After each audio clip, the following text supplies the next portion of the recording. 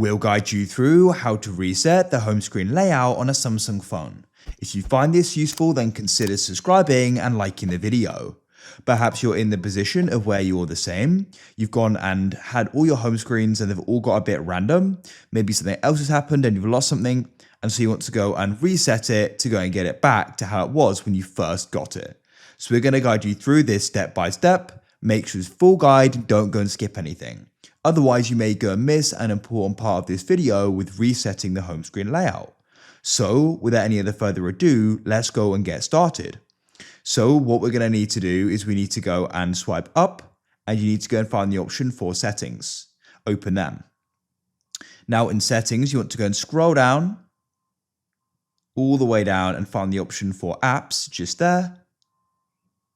Go and wait for this to load. It'll go and take a moment. So these are going to show all the different apps on here, and we're actually looking for something specific.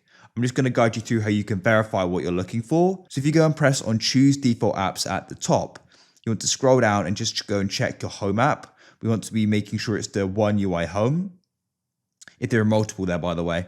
So then come back, and now we need to go and find One UI Home. So this is alphabetical, so we'll scroll down to O for 1. And here it is. So you can then go and tap on it.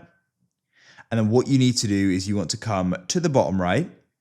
And then what you need to do is go and scroll down and go and find storage. And you're going to press clear data in the bottom left and go and press delete. Now you can come back to your home screen by closing it. It's just going to go and refresh, and they're going to go and be reset, as you can see, like that. And you can start adding apps back to your home screen as well. What we can do is go and swipe up, find one and tap and hold on it.